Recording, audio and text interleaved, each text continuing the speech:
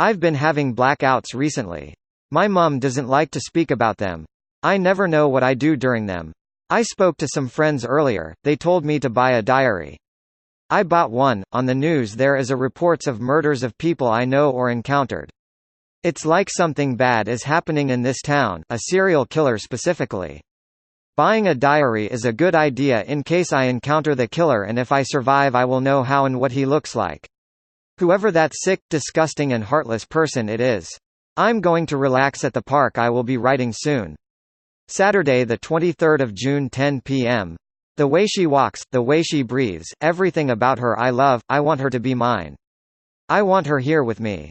Why doesn't she want me? She's going to be mine no matter what. I'm coming for her, she better be ready. Sitting on the park bench just waiting for any sign of her.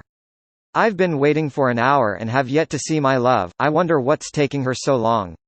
She doesn't know that we're meeting, but I know that when she sees me she'll be so excited. I'm going to take her back to our secret place for us to be alone. There she is. I see her with her long black hair that goes to the middle of her back, her soft yet inviting ocean blue eyes, her slender body that's just waiting for me to hold. Doesn't she know how dangerous it is for someone as beautiful as her to be walking home so late at night? Anything could happen to her, but she's lucky that she has me here watching her to make sure that nothing happens.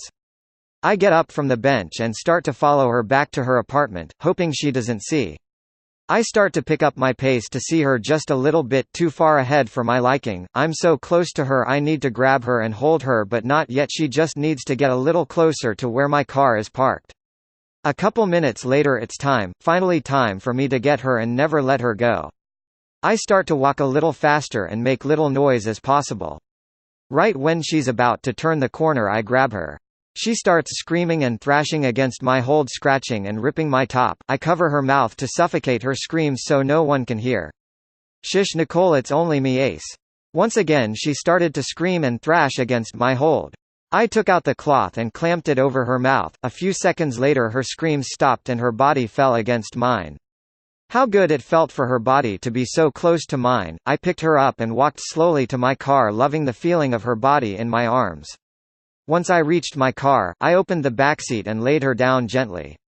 I walked in front of my car and drove off. Monday the 24th of June 5:30 a.m.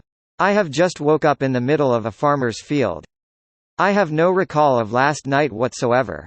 Feels like a bad hangover. I've just been on Google Maps and I'm 2 hours away from my apartment. I have bad scratch wounds on my chest and no top. Might have been attacked by a wild animal. Still, how could I have possibly got here? Taking a closer look at the diary, I have wrote quite a big chunk of writing last night during my blackout. I'm going to read through and see what has happened. Updating shortly. This content was provided by Angelo